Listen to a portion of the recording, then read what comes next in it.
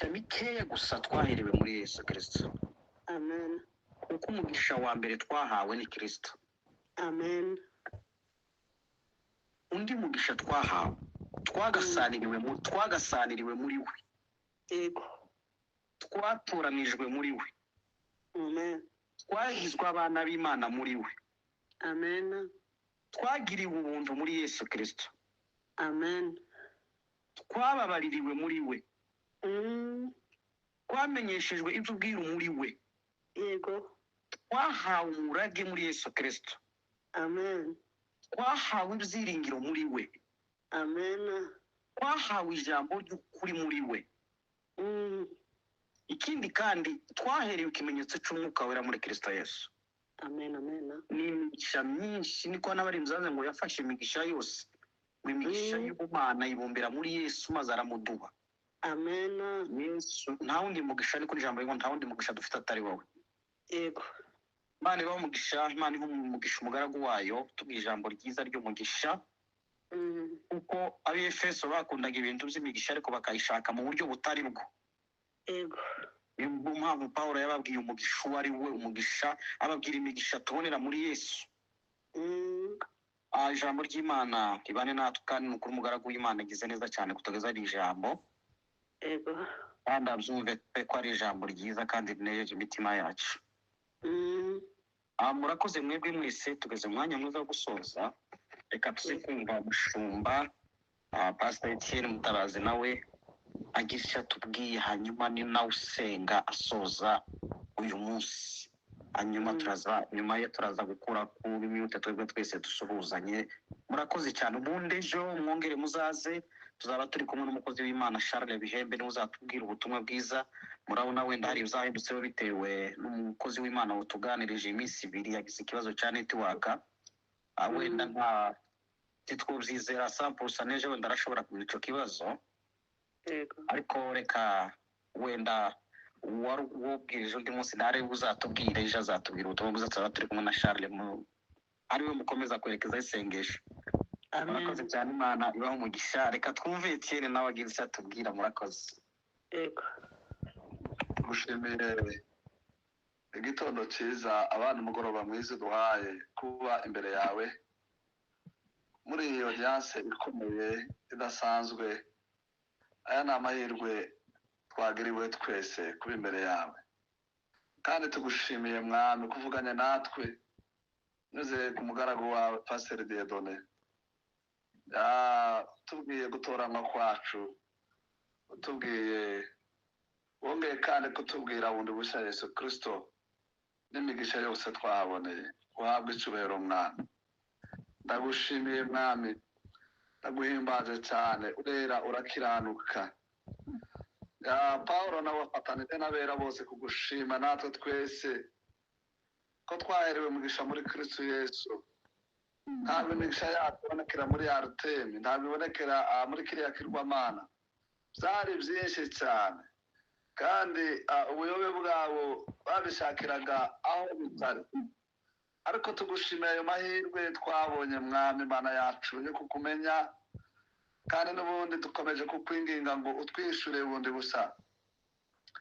Iyo migisha waduhaye Mwami Imana yacu niyo mu mwuka ndetse niyo mu ijuru, kandi wadutoranije kera isi itararemwa kugira ngo tubeho turabera tudafite umugayo. Ndibuka n'abandi banyabwenge bandi benshi bagiye babikomozaho, baravuga ngo naissance précède l'existence. Abo ni abafilozofe bagiye bavuga ayo magambo, bavuga ko turiho, twabayeho, ubu uko tumeze uyu munsi twakubayeho mu mugambi wawe kera. Umuntu wese ari hano muri iyi nibature, umuntu wese ari hano muri aya masengesho yumva ijambo ry'Imana, turahari mu buryo fizikali ndetse no mu buryo bwo mu mwuka, ariko twabayeho kera mu mugambi wawe. N'icyo gihe wadutoranije, bivuga ko turuta Mwami Imana kubaho kwacu mu mugambi wawe kurutaho kuba kwacu kwa none abantu bareba. Kandi iyo migisha waduhaye kera bikiri mu mugambi wawe, turagushimiye Mwana. Uhabwe icyubahiro kubw'uko gutoranya, uhabwe icyubahiro kuduha imigisha mu buryo bwo mu mwuka, uhabwe icyubahiro Mwami akutumenyesha ubwo bwiru bwose bavuye kutubwira, uhabwe icyubahiro mwami kubw'urukundo wagambiriye kera wadukunze, uhabwe icyubahiro mwami mana yacu, uburyo uri umukunzi wacu mwiza. Turagushimiye cyane, nubwo umwana w'umuntu yakoze icyaha mu ngobyi ya Edeni, ariko waramucunguye acunguzwa amaraso y'igiciro cyinshi, ubwo woherezaga Kristo mwami n'umukiza wacu. Turagushimiye mwami, uri ubwenge bwacu, uri ibyirato byacu, ishema ryacu, turabigushimiye Kristo. Komeza kubana natwe twishurira byinshi ibyo mwene data atabashe kuvuga, ariko umunsi ku wundi mwami, isaha ku yindi saha, uduhishurire ibyo byose kandi ubitumenyeshe kubw'ubwiru bwawe. Ubwo ni ubwiru twagiriwe, iryo ni ibanga waduhaye, n'amabanga y'ijuru waduhaye kumenya iby'ijuru, tukabihishurirwa. Ayo ni amahirwe, iyo ni privilege, ntacyo twabigereranya uretse kubigushimira gusa mwami. Ngaho umuntu wese mwami mana yacu akomeze yunguke byinshi abivanye mu ijambo ryawe, kandi habeho gukura mu buryo bwo mu mwuka. Ndagushimiye kubyumvise mana yacu. Utwemerere dusengere nanone imiryango yabuze ababo, imiryango yagize ibyago, ababyeyi badukuwemo, umushumba pasita Muragizi Mariko wadukuwemo, intware yawe inkingi, umuvugabutumwa wabaye wakoze ivugabutumwa ahantu hatandukanye, kandi mwami ab'intangarugero. Turagushimiye ko wamuduhaye nk'umugisha, turagushimiye ko umusaruro yatashye. Tugushimiye kandi mwami mana yacu ko wamugize kuriya wamugize batawera, twamwigiyeho byinshi. Ariko dusengere imiryango yabuze uriya mubyeyi, ndetse n'imiryango yabuze uyu mukecuru Mukapasiteri Atutsi. Mana yacu, iyo miryango yose turayisengeye, n'abandi bose tudashoboye kuba twakwibuka bavuye muri uyu mubiri, nabo mwami ukomeze bihanganishe. Ariko data wera nyir'icyubahiro, reka tugire ibyo turigiraho, umurage badusigiye, nanone ukomeze nawe kutubera undi mugisha mu yindi migisha twabonye muri Kristo Yesu.